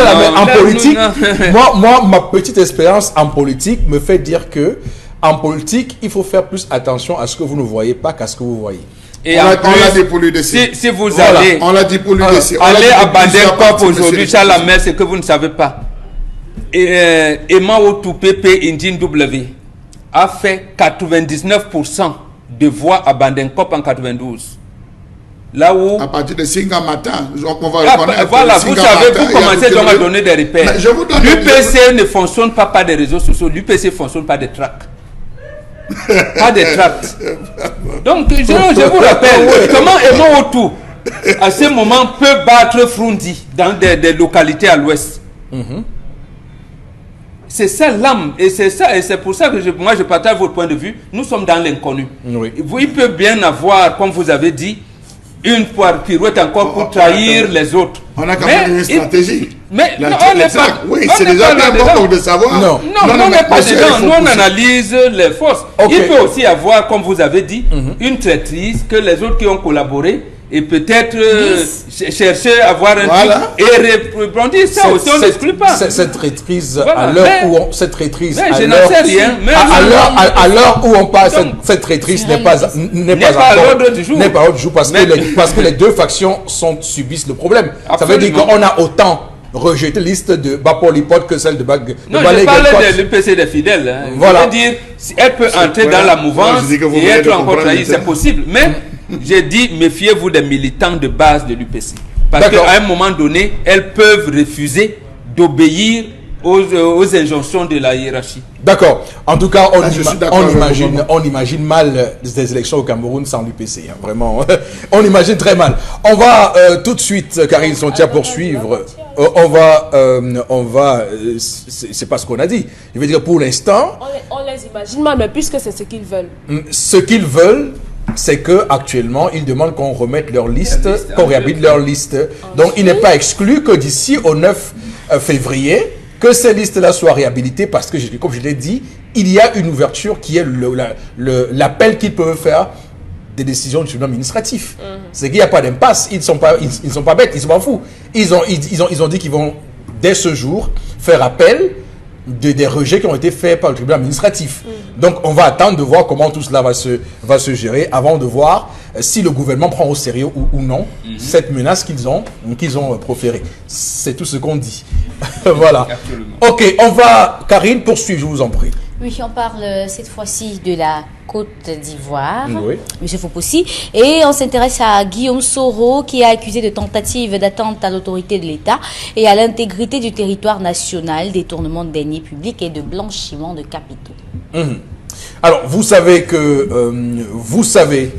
le choix éditorial qui a été le nôtre, c'était justement de faire en sorte de ne pas apporter un sujet qui pourrait distraire les Camerounais. Nous sommes conscients que la politique intérieure de la Côte d'Ivoire intéresse les Camerounais. Je me pose toute la question de savoir pourquoi est-ce que ça intéresse tant les Camerounais, puisqu'ils ne sont pas beaucoup intéressés quand nous avions les bisbilles ici. D'ailleurs, pour la crise anglophone, je n'ai jamais vu un Ivoirien prendre la parole officiellement sur la crise anglophone. Non, mais ils ont pris la parole lorsque le président de la République s'est représenté à la présidentielle. Ils ont pour se moquer de nous. Voilà. Pour se moquer de nous. Du moins, Nous ne sommes pour ne pas en faire un débat chez eux, vous voyez des camps qui s'opposent, deux camps qui s'opposent, qui sont à la télévision, vous voyez, mais attendez, la Côte d'Ivoire a ses problèmes, en quoi ça intéresse le Cameroun? Donc, alors que nous avons, on vient de faire un débat là sur l'UPC, on pourrait passer toute la journée sur ce débat-là. Rien que sur l'UPC, imaginez, donc les Camerounais normalement n'ont pas le temps de penser à ce qui se passe pour les Ivoiriens parce que eux ils ont leurs propres problèmes qui ne nous arrangent pas déjà. Les Camerounais n'ont pas de route, n'ont pas ci, cela, donc ils n'ont pas le temps d'évoquer. Mais quand vous nous amenez sur ce terrain-là, allons-y, disons quand même un petit mot là-dessus. Bon, Bengan, sur ce qui arrive à Guillaume Soro, beaucoup estiment que on va dire, c'était prévisible. D'abord, lors de la campagne électorale d'octobre et de novembre 2010, Blé Goudé le lui avait dit.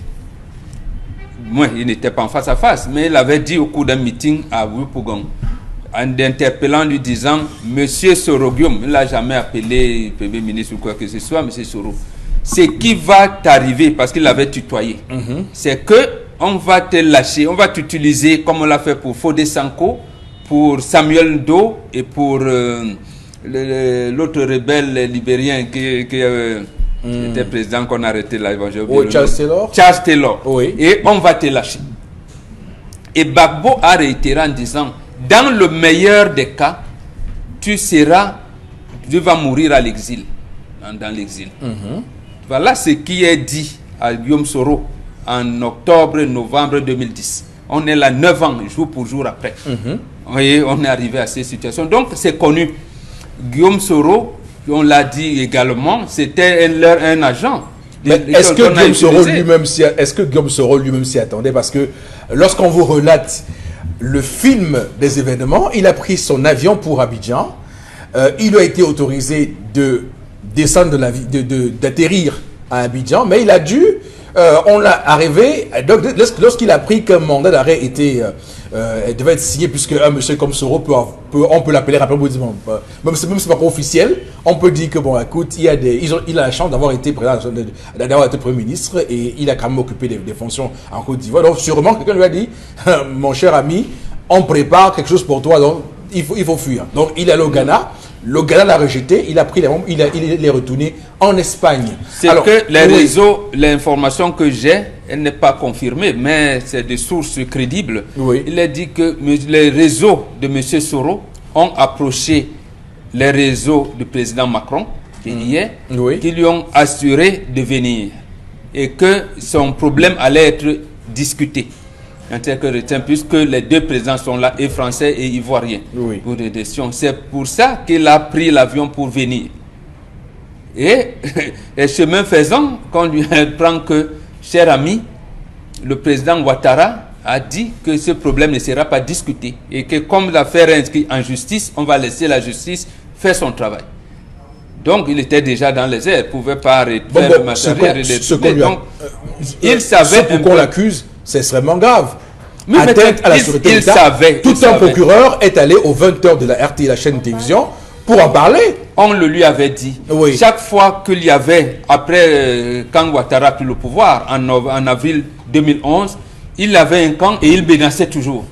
Chaque fois qu'on veut rien, vous savez qu'ils avaient leur DDR là-bas chez eux, et ils contrôlaient une grande partie.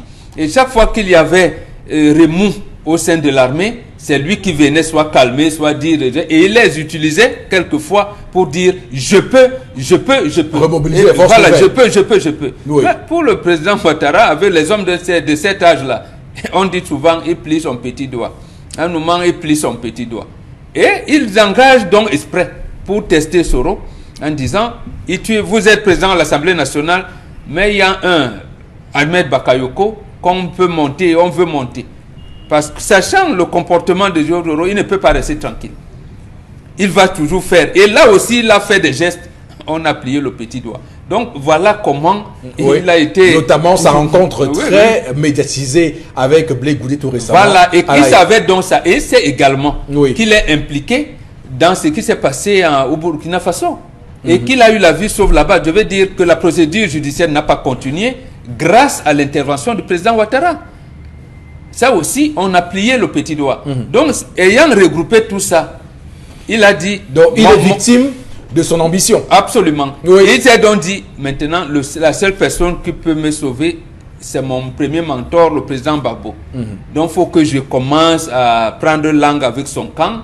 Il a pris et tout, rencontre avec Blé Goudé, avec Gbagbo et tout. Donc vous dites que si Guillaume Soro était resté dans les rangs, cela ne serait pas arrivé. Par exemple, il aurait laissé le président Ouattara, veut-il se représenter, je veux dire avoir le maître de jeu comme le fait le président Biya ici. C'est-à-dire, est-ce qu'il veut se présenter, on le laisse tranquille. S'il veut se retirer, a-t-il choisi Soro, Bakayoko ou quelqu'un d'autre, ou Gon Koulibaly, je n'en sais rien. Même s'il choisit quelqu'un d'autre que lui, il devait rester tranquille là, rien de grave de lui sera... Il a trop affiché ses ambitions. Oui, absolument. Voilà. On va malheureusement s'arrêter là pour la revue des réseaux sociaux, madame, monsieur. Restez avec nous, puisque dans un court instant, nous allons prendre interpellation avant de retrouver Concile Amina tout de suite.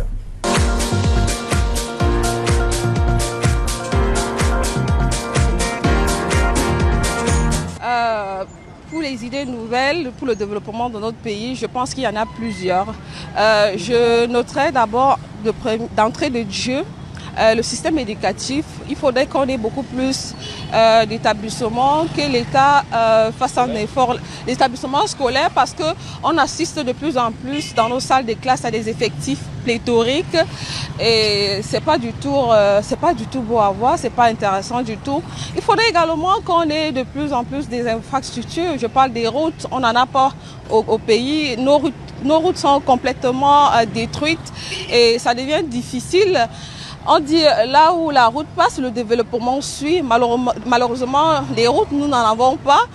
Il faudrait également qu'on ait de plus en plus des centres de santé. Parce que la santé, je pense que c'est la priorité. Sans la santé, on n'a rien. Donc, et qu'on ait aussi accès aux soins de santé, c'est important. Parce qu'il y en a qui meurent encore par manque de médicaments, par manque de moyens. Moi, je pense que de manière générale, c'est des points les plus sensibles. Il y en a d'autres, mais on pourrait s'appesantir sur ceci.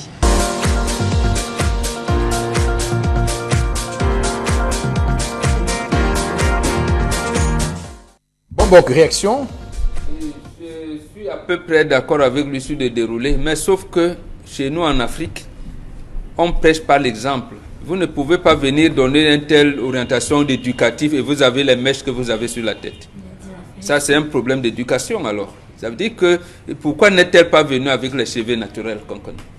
Là, moi, j'aurais compris. Mais sauf en dehors de ça, bon, le reste, ça son point de vue. Vous êtes quand même un peu dur quand même. Hein? Attendez. Voilà. Ok, bon, moi je cherche le lien qui est entre vous ne pouvez pas porter les mèches brésiliennes alors que les Brésiliens n'ont jamais porté les mèches camerounaises. Je ne sais pas si ça existe. Et venir donner des orientations sur ce que vous appelez l'éducation au Cameroun. D'accord. Bon, dans l'éducation au Cameroun, dans la section sous le système anglophone, c'est pas avec les femmes ont des cheveux coupés. D'accord, bon, c'est compris. Alors. Consilamine, vous avez un cadeau ce matin pour ses clients, comme pour les clients du concept Salaka. Lequel? Et bonjour à vous.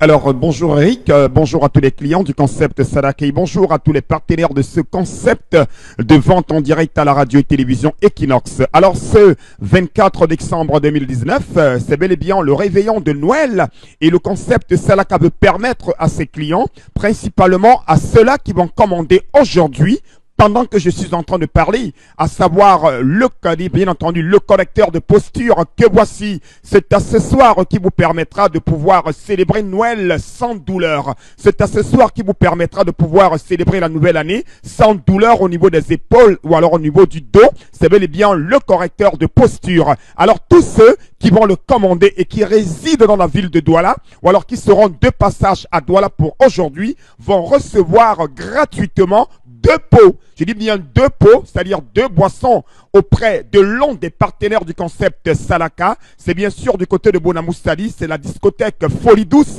qui va recevoir ce soir tous les clients du concept Salaka qui vont commander pour le compte de ce jour un correcteur de posture. Donc pour ceux qui me regardent en ce moment, c'est donc l'occasion plus que jamais de passer au magasin Mille un Tapis ou alors d'appeler au numéro de téléphone que vous aurez tout à l'heure à l'écran, d'être livré et à la livraison, vous allez recevoir un coupon que vous allez présenter à la discothèque Folie Douce à Bonamoussali qui vous permettra de recevoir 2 boissons pour le compte de ce 24 décembre. C'est donc le cadeau que j'offre gratuitement à tous les clients du concept Salaka qui vont commander à l'instant un correcteur de posture. Et je mets l'accent sur ce correcteur de posture, chers téléspectateurs. C'est un accessoire de qualité supérieure. Au jour d'aujourd'hui, ils sont déjà des centaines de personnes qui ont retrouvé le sourire parce qu'ils portent régulièrement le correcteur de posture. Alors, quels sont les avantages de ce correcteur de posture? Il y a tellement d'avantages qu'on ne saurait les citer tous dans cette émission ce matin, mais quelques avantages, chers téléspectateurs. Le correcteur de posture que voici vous permet de réduire ou alors bien entendu c'est-à-dire d'éliminer les douleurs lombaires. Le correcteur de posture permet également d'éliminer les douleurs au niveau du cou également au niveau des épaules. Alors ceux qui passent le temps en longueur de journée derrière un volant, ceux qui passent le temps en longueur de journée assis dans un bureau, alors la solution elle est la suivante. Ceux qui passent le temps à faire des travaux tellement durs, oh là là là là, que le soir ils ne peuvent pas dormir, ils ne peuvent pas se retourner sur un lit. Alors je vous conseille le correcteur de posture. Les numéros de téléphone, vous les aurez à l'écran. C'est l'occasion plus que jamais de commander dès à présent votre correcteur de posture. Oui, voilà les numéros de téléphone. Alors je rappelle que le prix normal est de 12 000 francs pour ce correcteur de posture. Au Gabon, bien entendu, au Sénégal, vous l'avez à plus de 20 000, mais au Cameroun, vous l'avez à 12 000. Mais comme nous sommes dans le cadre du concept Salaka, vous avez un correcteur de posture neuf. Un correcteur de posture dans le carton. Un correcteur de posture avec garantie. Un correcteur de posture à la couleur qui vous convient, que ce soit le noir ou le blanc, vous l'avez à 10 000 francs, le correcteur de posture. Oh là là là là là là. Est-ce qu'on doit encore avoir mal au dos? Non.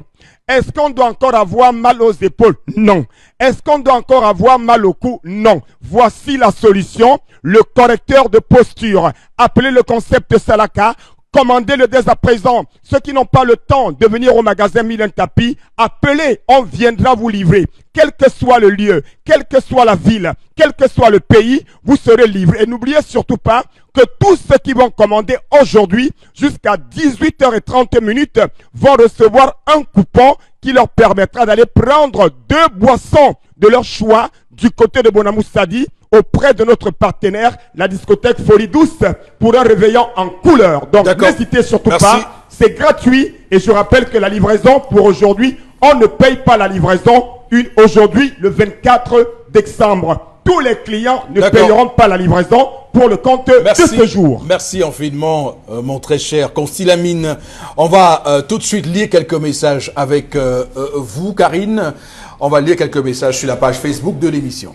Pour la colère de Charles Armel, je pleure toujours le sort de celui qui a dit Horizon 2035.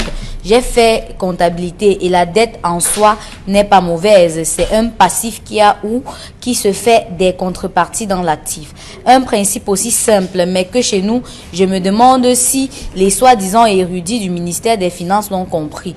Non, je ne crois pas. Quand il y a élection, il n'y a pas d'argent dans les comptes, mais pour faire des dépenses inutiles, ils excellent. Alors que ce n'est pas avec notre argent, c'est désolant. D'accord. Alors, cet homme, par rapport à l'histoire du jour, cet homme, par son suivisme moutonnier, comme l'a si bien dit Dominique, pourra même entrer dans une secte satanique pour après déranger ses proches. C'est Donatien Meffré qui nous Merci.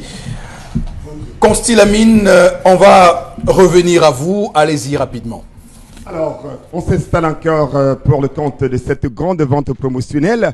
Nous restons toujours dans la santé, nous restons toujours dans le bien-être pour parler, bien entendu, à l'instant du Von Bio Oméga 3.